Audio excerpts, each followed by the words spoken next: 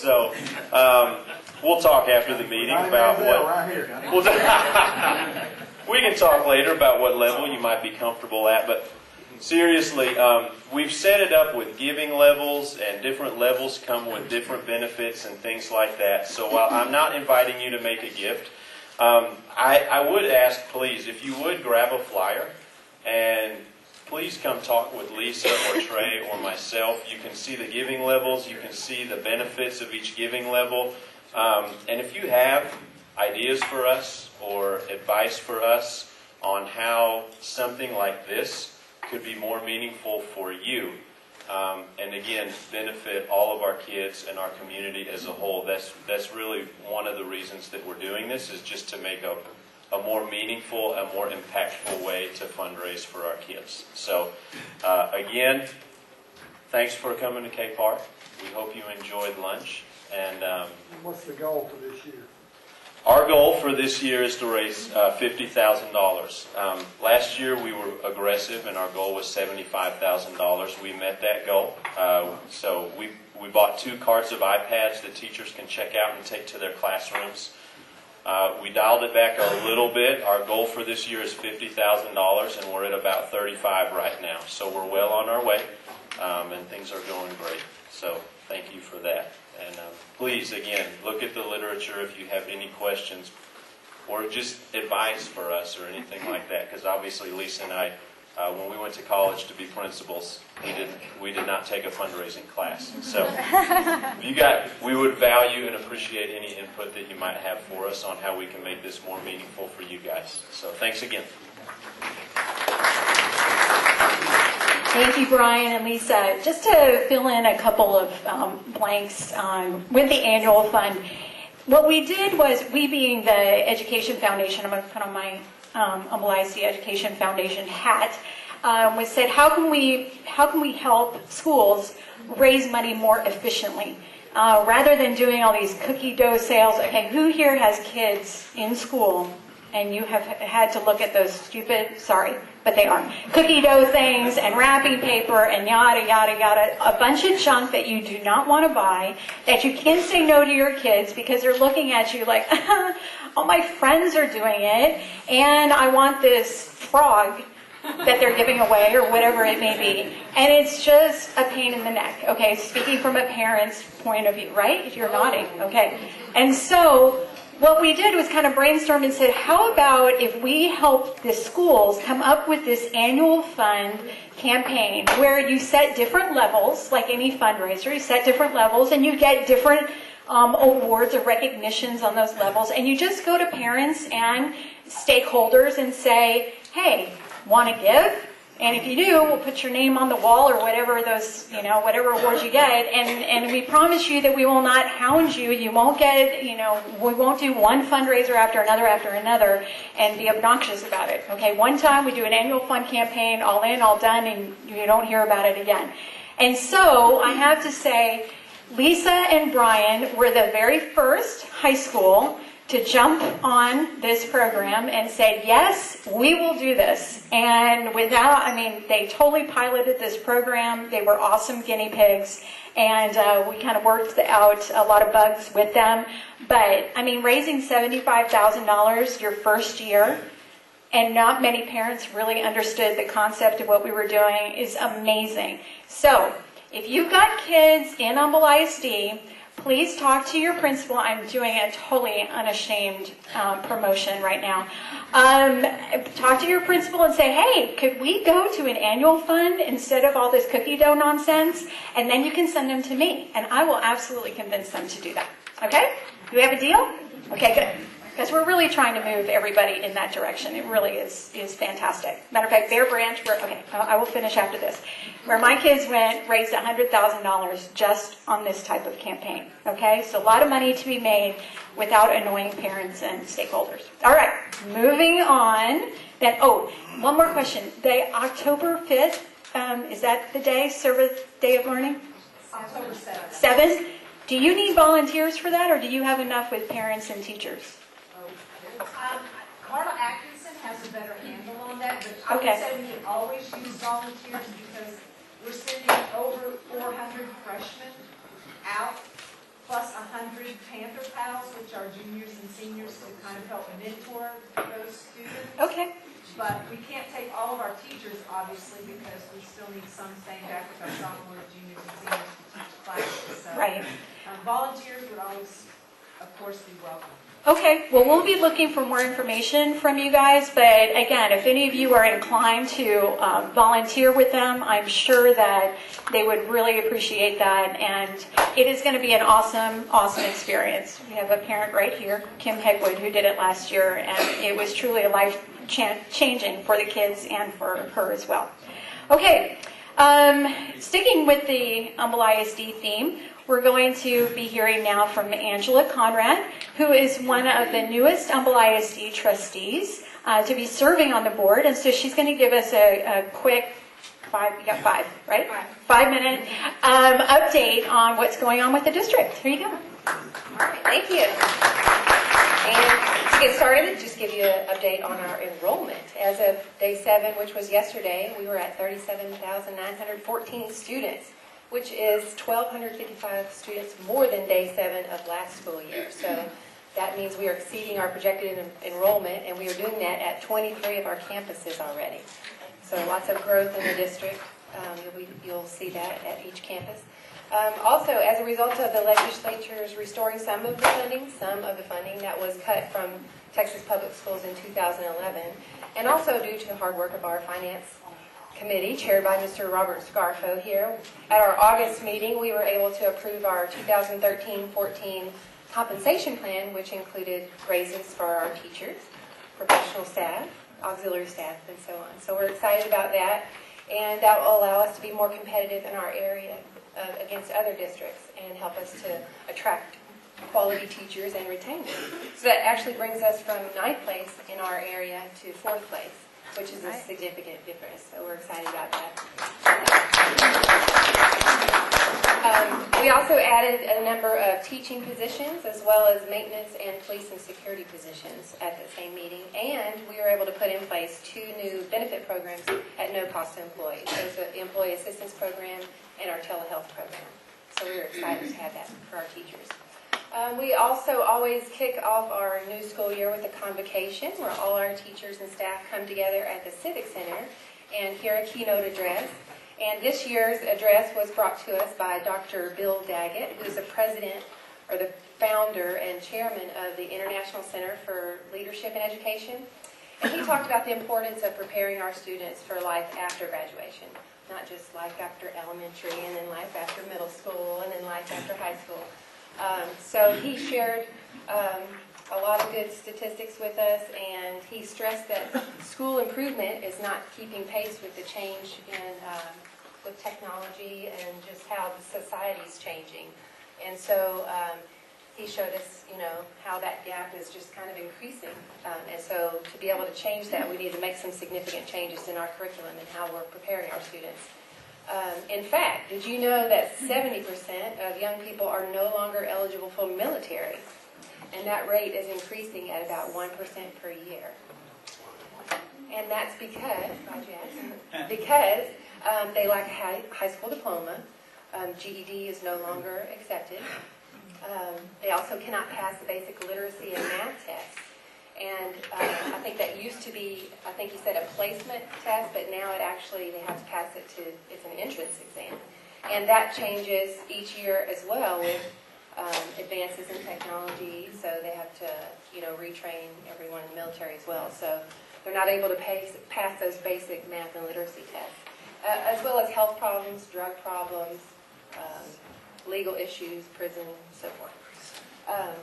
But the workplace is also facing the same problems. And so you'll find that a large percentage of our young people are increasingly unemployable in jobs that pay enough to make them independent. So where do you think they're headed? Public assistance. So, and that's not sustainable as a nation. So we must prepare our students to be college and career ready. And to do that, we need to have a more rigorous and relevant curriculum for all our Humble ISD students. He shared a lot of interesting information with us. We do have his presentation posted on the district website. You can download that. And We have engaged his staff to try to bring him back, hopefully sometime in January, where we'll have a couple of meetings with the community, so we'll keep you informed of that, and hopefully you'll be able to join us.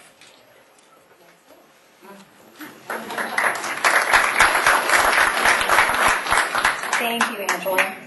Next up, we have Councilman Dave Martin with the Councilman. I stumbled over that. Dave Martin, and so he's going to give us an update on what's going on. So I have 30 minutes, you said? I feel like I'm at an Humble ASD board meeting. Guy, you have a quorum here, so make sure they don't talk about it. No additional raises, except for you. We give you an extra $100,000. But anyway, thanks for inviting me here. We had the opportunity yesterday, had a really neat day. I went to New Orleans, and we had the opportunity to look at their $14 billion worth of coastal protection that they had post-Katrina.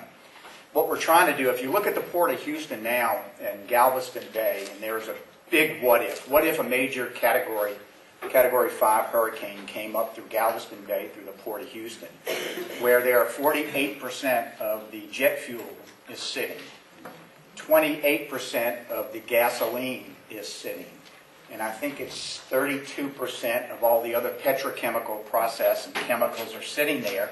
What would happen to the United States? So that's something that we're really looking at. It's going to be a very expensive proposition. We're going to have help from the commercial side, as well as the city of Houston, as well as the state, and as well as federal dollars to do something like that. But it was a very impressive day where we had the opportunity to see a number of nice types of coastal protection systems, similar to what they have over in the Netherlands today, where they have the open and closing ability. So look for more things to come on that. It's called the Ike Dike. So if you've ever paid attention recently to some terminology, the Ike Dike is what it's being called. So I didn't give it that name. The guys from Texas A&M gave them that name. So figures. They couldn't get into UT, so they go to A&M and they come. Right, Ted? Where's Ted? I saw Ted. Anyway. Hey, and Brian, also another thing. I don't want to turn this into a comedy session. When the guy tells you 5 times he's not asking for money, he's asking for money. So you'll never get any that way. Anyway, hey, a lot of great things happen, and this is probably the very best time to be sitting in the city of Houston. You can't pick up a magazine or any type of periodical without reading a bunch of good things that are happening within the city. Just recently, Forbes called us the second big city for the growth of jobs. They also called us America's coolest city. We were rated higher than Paris. Now, no offense to Paris, but I think we're not as cool as Paris, France. But it's nice for the accolade. Also, Business Insider called us just recently the best city in America. As you can see around here, in Kingwood and Tascasita and Humble, there's a lot of activity in the real estate market. Houses are not even hitting the market and they're being sold. So a number of realtors here, I'm sure, but it's really hot. The reason why it's so hot is also going to create problems for us. As everyone knows, in the city of Houston and in Kingwood specifically, there is a great number of people who don't want you to cut down dead trees, more or less live trees. So expansion of Kingwood Drive is a hot topic. If you look at Kingwood Drive, if you look at the manual that they use for traffic flow, given the number of cars and the conditions of the road, Kingwood Drive from the front of Kingwood to Woodland Hills should be a 8-lane road. Kingwood Drive from Woodland Hills all the way to Westlake Houston should be a 6-lane road. That's not going to happen. North Park, same thing. The front of North Park, from North Park to Woodland Hills should be 8 lanes, and then back to Westlake Houston should be 6. So, what do we do as a community about this?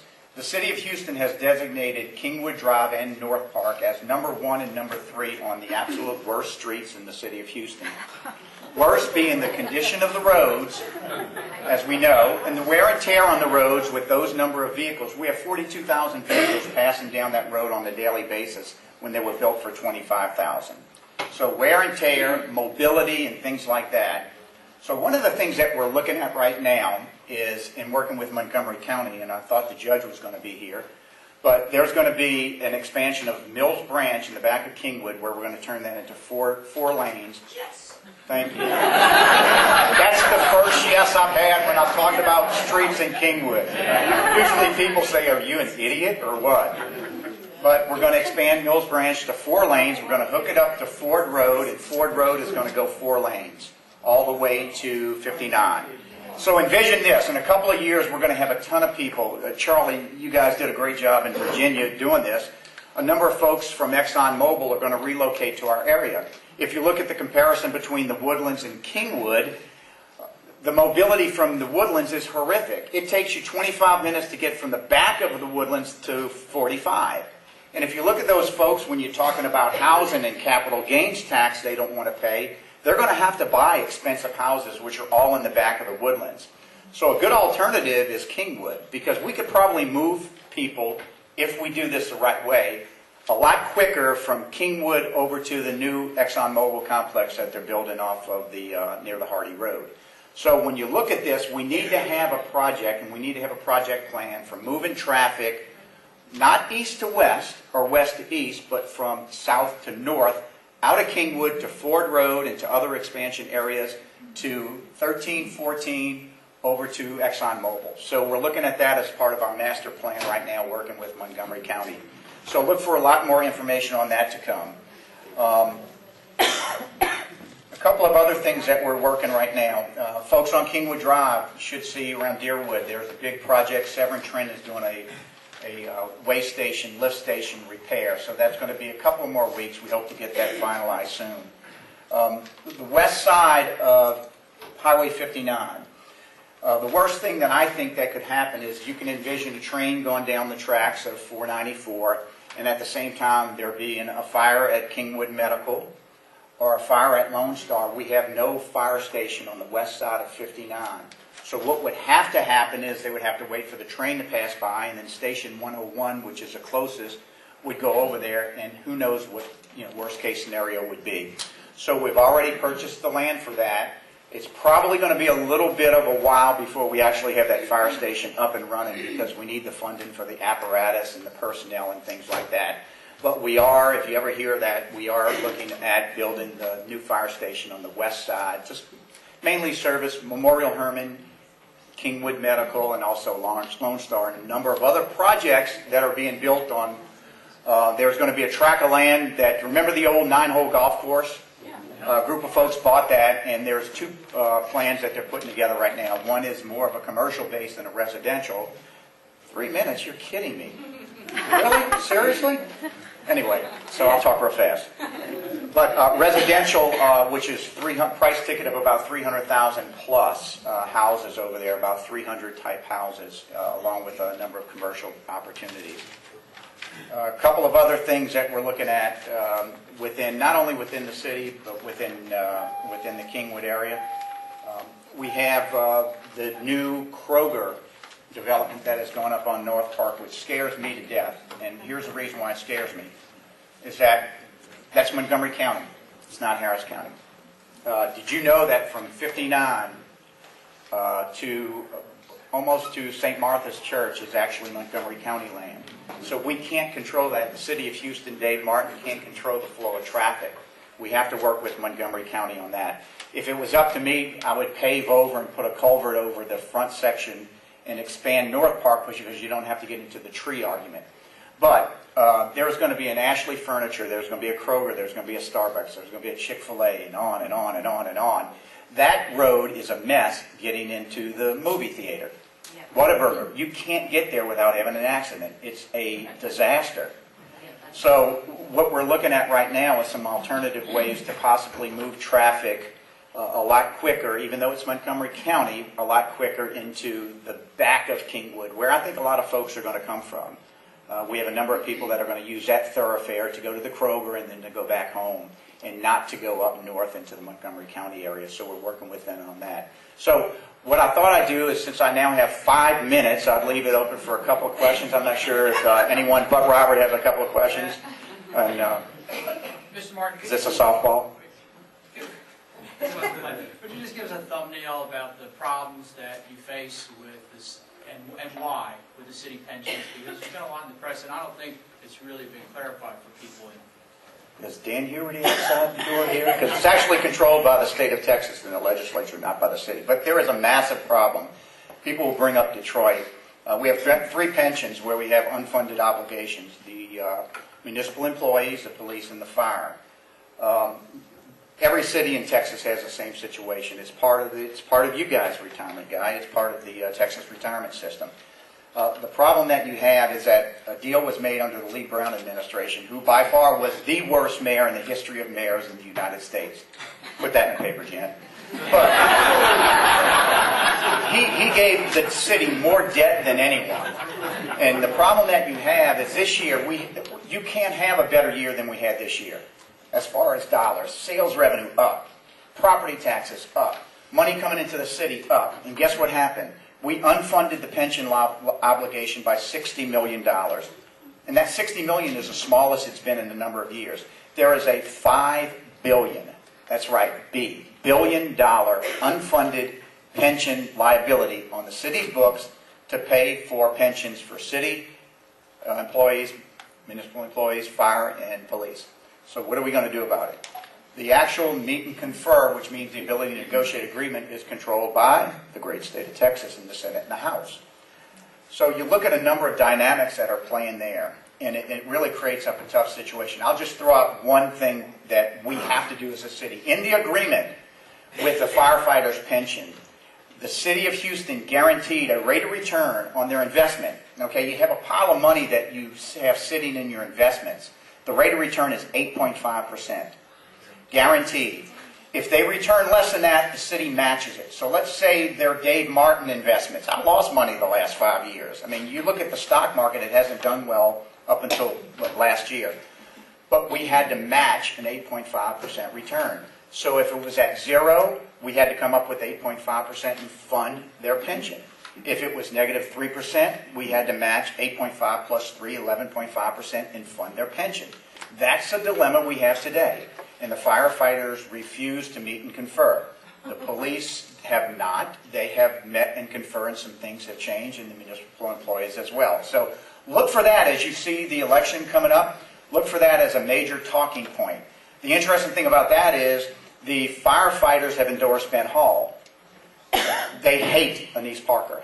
They hate Anise Parker because she's trying to get them to meet and confer. She sees this as this is a classic case of. This started in 2000 and I forgot when it was, 2001. It started under the Bob Lanier administration, and all they've done was they kicked the can down the road. They kicked the liability can from at that time it was what's his name, and then kicked it to Lee Brown. Lee Brown kicked it to Mayor White. Mayor White kicked it to Mayor Parker, and Mayor Parker, to her credit, has done a pretty good job from a fiscal standpoint.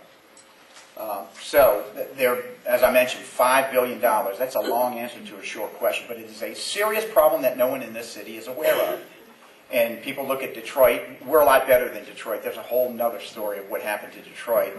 But we have a serious issue with $5 billion in unfunded liabilities that are sitting on our books that we have no ability, unless we want to cut services and raise your taxes, which I don't want to do. So thank you for that question. 6 minutes? Okay, I'm up to 6 minutes. Okay, I still got a couple minutes, believe it or not. Any other questions? Questions? Corey, you don't have a question? Oh, God, Casey. Oh. Throw my boss under the bus? I love your boss, you know that. This is actually just, in the original plans, Kingwood Drive has a Kingwood Drive in Huffman, and Atascocita has a Woodland Hills Drive in Atascocita. Is there any chance ever in the next 50 years that they're actually 50 years. I would say there's a chance. Yeah. What was that? What's that great movie with the two knuckleheads? Nobody over here heard the question. No. Okay. Casey wanted to know if there's a chance to build a bridge over Westlake Houston from Kingwood Drive to Kingwood from Drive? Kingwood Drive to Kingwood Drive, and Woodland Hills to Woodland Hills with a bridge. And Dumb and Dumber. You mean there's still a chance? You still got a chance? There's no chance. My opinion. A bridge is expensive, and if you look at the project plan, it's crazy expensive to do it. There's a small chance, but I don't think that's going to happen, not while I'm sitting here in Kingwood, Texas. Maybe after your great-grandkids are sitting around, but probably tougher. There's too many other problems on streets and things like that to get it done. Now, we'll tell you the one thing about the $18.5 million they've designated for Kingwood Drive and North Park. If we, as residents, don't use that money, if we decide we don't want to expand Kingwood Drive, we don't want to knock down a tree, we don't want to do anything, we don't get to keep that 18.5 and allocate it to other projects within Kingwood. It goes to the number 2 worst street on the list. And then they'll grab the money. And if they have any left over, it'll go to number 3. And then it'll keep moving until they get all the money depleted out of the system. So it's not like we have $18.5 million that we can spend on anything. No, it's designated for streets, specifically Kingwood Drive and North Park. And if we as a community decided we don't want to put it at 6 lanes, then that money goes back to the city coffers and we lose our tax money. So just remember that. I have time for 0 more questions. Okay. Hey, thank you. Appreciate it. And those of you who do not know Dave Martin personally, I have to tell you that we are so blessed to have this man at the City of Houston helm. Really. Give him a hand. One more. He didn't, yeah. Give that to Brian. Give that to Brian. No, you didn't ask me for money. No, honestly, Dave is at just about everything that you could possibly be at, and then he also takes care of 3 kids, which are grown, but they still need care, and a wife, and he's just absolutely amazing. And he has a full-time job besides this. I truly think he's a clone. Is he, Allie? There's another one running around? Okay, that would be the only thing that makes sense. But anyway, we thank you, Dave, because you do an amazing job. All right, moving along, our next speaker is going to be Melinda Stevenson. She's the CEO at Kingwood Medical Center, and those of you, obviously you're here or have some association with Kingwood. If you live here or work here, I've seen a lot of building going on, and so she's going to give us an update on what's going on there. There you go. Okay, so 2 of my favorite topics, my hospital and construction and growth. We have a lot of things going on. If you drive by, I'm sure you see all the construction. So a new tower, internal renovations, and then a medical office building. So first thing I'm going to talk about is our new Women's and Children's Center that should be opening in June. So about a year ago, many of you stood out there in the hot sun in August as we were taking our shovels and having our groundbreaking. So several months later, the top of the screen there, that's what we looked like in February after we had gone in and torn up the parking that was there. The bottom of the screen there, that's July of this year. So that's where we are. That's about 2 weeks old. So that will be our Women's Tower, which is going to be, that's kind of the landscape there of what the campus will look like. So in our new tower, this is an $80 million investment that we're putting back into the hospital and our community for the Women's Center. So anybody in here thinking about getting pregnant this month, you could be the first person who have your children, first person to deliver in our new Women's and Children's Center. Where whoever that first person is, we're going to have a great surprise for that person. So 12 brand new labor and delivery rooms, high-risk antepartum. Since about 18 months ago, we've had a maternal fetal medicine physician on staff at our hospital, and that's a physician who cares for high-risk pregnant patients. So 8 rooms for just high risk, 2 new C-section rooms, and a 24-bed neonatal intensive care unit where we can take care of our tiny little babies and keep you from having to drive into the medical center. And then a triage area, so if you come in and you think you're in labor, we can manage that for you and make sure you are in labor. The second floor will be postpartum, where you'll go after you deliver. And then we're opening up one of the first totally pediatric units on this side of town. So for so many of our patients who really have to make a long drive in, we'll be able to offer pediatric services here close to home for you. This is a rendering of what the inside will look like when you walk into the Women's and Children's Center. And those of you who've been on our campus, you know we've got a lot of the old, which was the original mall space, and then the new tower. And this is what the brand new tower will look like. And then when you come in entrance C, which is on the west side of the campus, this will be our new cafeteria. And we're going to have to say goodbye to some of that old decor that was back in the 80s. I know you're really going to miss that. And then this is our $15 million project. This is a new medical office building. So the original mall space, that's where most of our physicians actually have their offices. So we'll be moving the majority of the physicians into the medical office building starting in March. So this is a rendering of what it will look like connected to the hospital. And then the end result, this is an aerial shot of what our campus will look like. Very spread out thanks to that original mall space, but we'll end up with license for 360 beds. We'll be adding about 200 more full-time equivalents, so probably about 250 employees will be hired. We'll start that process in February of next year. Take us about 5 months to ramp up, and then a medical office building on the west side of the campus. And we'll be doing kind of a beautification on that west side of the campus, as that's kind of been the armpit over there. So we are starting a project to kind of make that look like the other attractive side to our campus. So over the next year, it's going to be a totally different landmark than what you're used to seeing. And I think we'll just continue to grow with the community. So can I answer any questions? Yes? What about parking? So parking. So today, we have valet parking on the front side of the campus and the west side of the campus, but frequently I talk to people, and because their guns are in their cars, they're not going to let anybody use valet park their car. I said, oh, okay, fine. I forgot this is Texas. So when the project is completed, a lot of the parking I lost is because it's part of the construction site. We'll have another 200 parking spaces. Now, when the time comes, we need to add the 4th and 5th floor to this tower. We'll be looking at a garage at that point. Not sure where that would go, probably on the south end of the campus where our employee parking is. Yes? What happens to where the doctor's offices have been in wall space? So that will be an expansion for my surgical services, my pharmacy, my radiology department. We'll just continue to take over the, quote, wall space. Are you going to change the look of that inside, or? Well, that's a big dilemma. I would like to, but you cannot believe the compliments I get about the mall, which I kind of think it's dated. So I'm going to try to find a way to pull in the 80s theme with the new theme. So I hired an interior decorator to figure that one out. That's over my pay grade. So, all right. Well, thank you all very much. I appreciate the opportunity. Thank you, Melinda. We are all excited about what's going on over there, and it's going to look fantastic. Is Shannon here? Okay. Hey, there you are. Sorry, I didn't see you come in.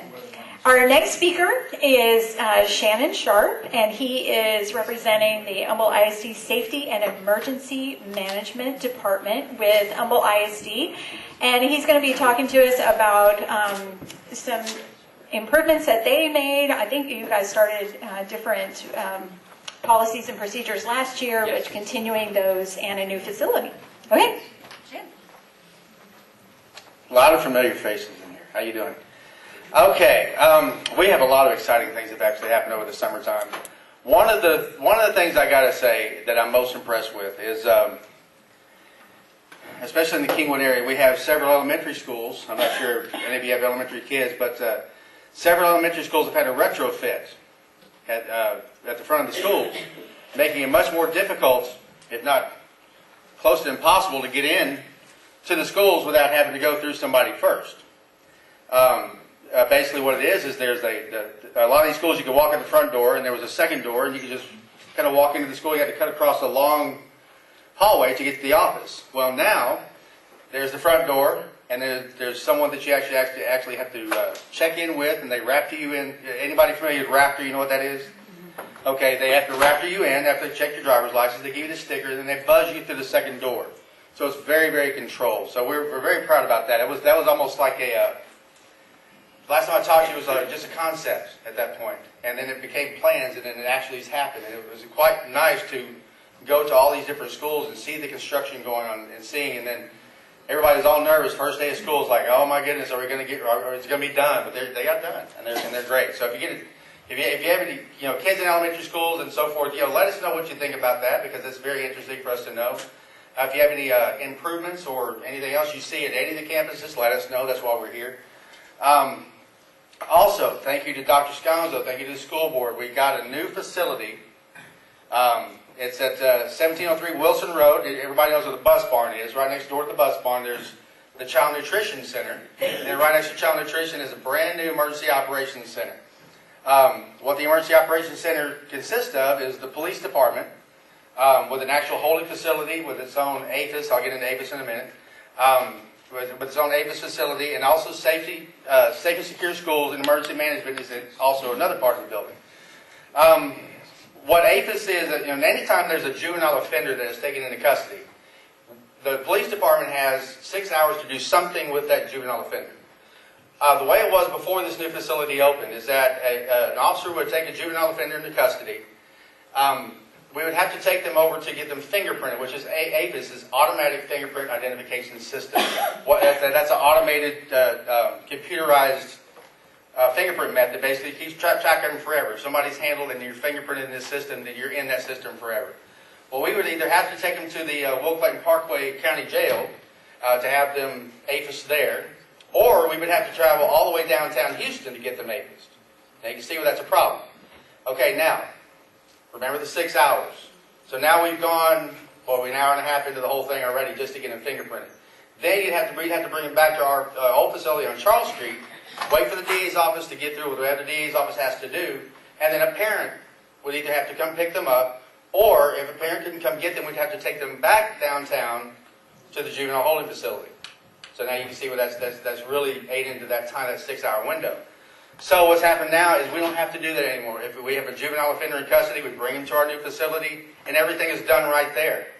Okay, you see inherently we're just traveling back and forth between Humble ISD and downtown Houston is dangerous in the first place because you're running the highway. Okay, that's just the way it is. Now, when you have a juvenile or an adult offender in your back seat, that's even more scary. Okay, so this has eliminated that pretty much completely from the point of where someone is taken into custody to our new facility. And once again, thank you so much. If you get a chance to come by and see it, it's really, especially the Emergency Operations Center conference room, that's kind of my deal, so it's really cool. And getting to that, also one thing I'm very, very proud of is there's a conference, not a conference facility, but like a meeting room, like a conference room that is the Emergency Operations Center. This Emergency Operations Center has a lot of technology that's been brought into that room. What this was created for is if anything ever happens in the district, no matter what it is, now remember this is not active shooter specific, terrorism specific, this is anything that can happen in the district. Anything from a plane incident to weather related, which is more than likely what we're going to have in Humble ISD is weather related incidents. A hurricane coming through. This room was created so Dr. Sconzo, Steve Cooper, the Chief of Police Solomon Cook, board members, whoever needs to come in there and make decisions collectively, large, like top level decisions about what to do about a disaster or an event or something that happens in Humble ISD. This is someplace they can come and actually watch streaming video of the event as it comes in. Watch news coverage. We have maps. We have just about every kind of weather-related monitoring device you can think of there. Radio communications with the police department and with fire and EMS. And that interoperability has been covered there. Ham radio in case all else fails and we still need communication. That's there. So we're very, very proud of this facility. If you get a chance to, if you see my little truck outside, it says emergency management on the side, I'm there. So if you want to stop in, come by anytime. We've usually got a coffee pot going or something. But we're really, really proud of that. And so do we have any questions? I got 2 minutes. Yes, sir. Mr. Sharp, talk about how you can monitor all the campuses from there. Yes, sir. Yeah, we've got the BizCom camera system. And the director of Safe and Secure Schools is Steve Cooper. He's back there in the corner trying to hide in the purple shirt. No, not working. I still see it. Anyway, so the BizCom camera system, if you look around the campus and so forth, you'll see the cameras in the ceiling.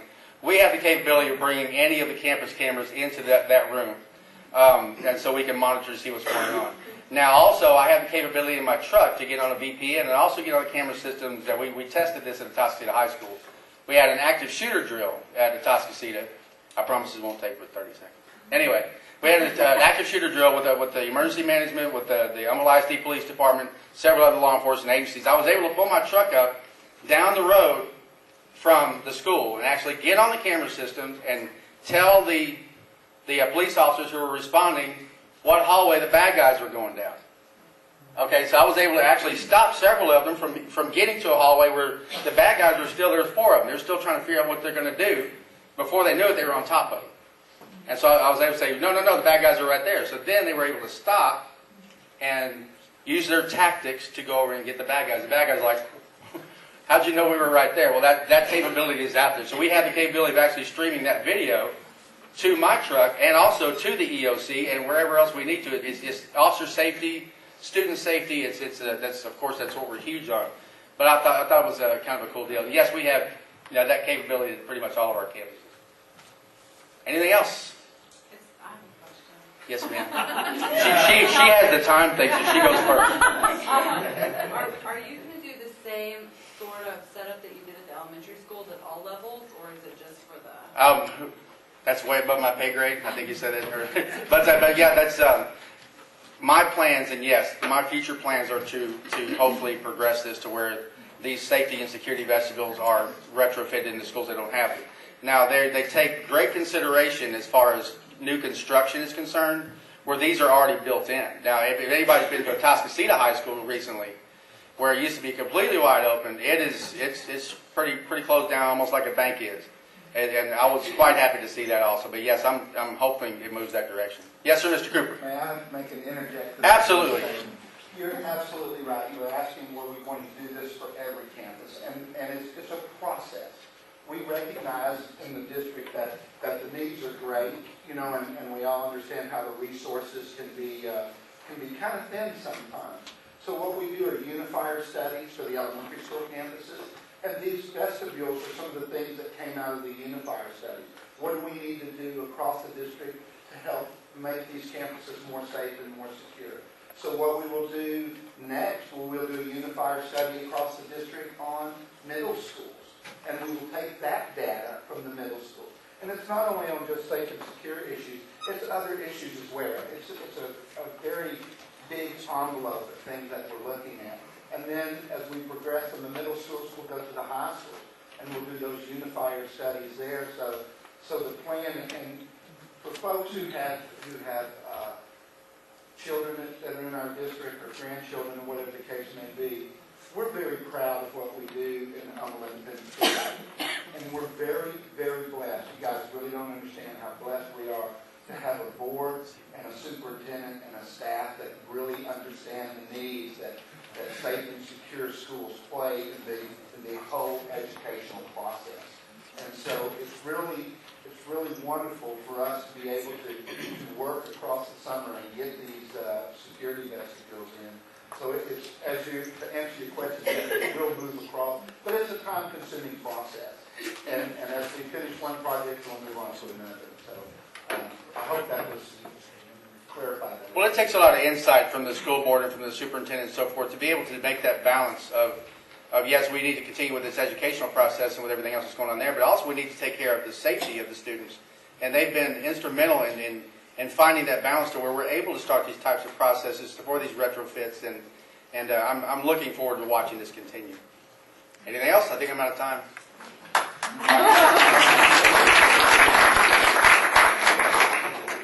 Thank you, Shannon, and thank you, Steve, for those words. That's exactly what I was going to say, is that we are so blessed to have an administration and a school board that really understands the time that we're living in and allocates those resources to take care of those needs. I mean, when I was in school, the worst thing was a fire drill, and being bothered by that. We didn't have to worry about all the things that are going on now. So we appreciate you guys and feel so much better. I've got kids at school.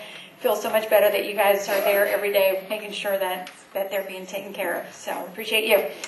All right, our last speaker today is Mr. Tony Austin. He is representing Town Park Association here in Kingwood and is going to speak to us about the Kingwood Farmers Market. Thanks, Corinne. Before I do that, I just want to say this BizCom session is one of the most valuable hours you can spend in Kingwood. Who else has the sort of information we got today? Well done, Corinne, on keeping these going. They are absolutely fantastic. Okay, so the Kingwood Farmers Market presented by the Overlook this year. Thank you for keeping us in business for another year. It's a project of the Chamber. When is it? Every Thursday, 3 p.m. to 7 p.m., 2 p.m. to 6 p.m. in winter. What day is it? It's Thursday. So it's this afternoon. How many of you been to the Kingwood Farmers Market this year? That's not enough. Where is it? It's in Town Center Park, which is the corner of Kingwood Drive and West Lake Houston. I've been astonished to discover recently that a lot of people in Houston don't know where Town Center Park is. That's because we have a transient population. And you can't see the park from Kingwood Drive or West Lake Houston. That's Kingwood Drive there. That's West Lake Houston. This is the park. Fuddruckers, McDonald's, Burger King. We're behind all the fast food places, okay? And so the park is right there. And just out of interest, right here, there's a very neat little restaurant as well. So if you go to the farmer's market and buy some stuff, you go on to Café du Bois for their Thursday music club, and we'll store all your stuff in our cold room while you enjoy yourself. Who's there? These are some of the vendors that we have. This is a complete list of vendors right now. It is a little bit seasonal, so right now you're not going to see the peach guys there. But there are some interesting ones. Lavender. They do everything to do with lavender. They have a fabulous mosquito spray. We use that at the restaurant. They demonstrate it by spraying it in your mouth to prove it's non-toxic. That means you have a real sweet-smelling and calm mouth. That's got to be a good thing. There's also a fellow up here, Jim's World of Worms. He sells worm castings. That's worm poop. I haven't yet been brave enough to ask him how they harvest that. We have L'Orange cattle. We have jellies. We have the most fantastic homemade jellies there. They really are really good. Crystal Peterson does those, and they are absolutely outstanding. These are some pictures. It's now all located around concrete, so it's easy to get to. It's on rain or shine. Doesn't matter what weather is, they will be there. Okay. One of the problems we have at the farmers market is that all of these vendors are at other markets as well, and they talk. Ours is a very small market right now. I think we have 26 vendors. If we get more people, we get more vendors. Okay, so I need more people to come out so we can attract some of the bigger vendors to come out as well. So that's one of the pictures. There's another set of pictures. So what's missing? You. You've got to get there. You've got to get to this market. I have so many people who say to me on a Friday, I forgot again, it's on a Thursday. It's every Thursday, rain or shine, 3 till 6 right now, and 2 till 7 when we get into the winter months. So please try and get out there, take a look at it. It's well worth a visit. Lots of parking around there, and there's also a parking area right next to that restaurant. Thank you, folks. All right, thank you, Tony. He's done a great job keeping that going. And anybody here have Outlook on your computer? Right? Anybody know how to set up a recurring event? Okay, do it. Recurring event, Thursday, 3 to 7, and then you won't forget. All right, there you go, Tony. That's your solution, okay? So that concludes all of our speakers. What we'd like to do, since it is just a couple minutes after noon, we want to go ahead and we want to be very conscious of your time. This program is from 11 to 12, so if you would like to leave now, you are welcome to do that. If you'd like to hang out for a couple minutes, we're now going to give opportunities for attendee announcements. So if there's anybody here that is representing an organization and you'd like to make an announcement about that, I'd like to hear from you.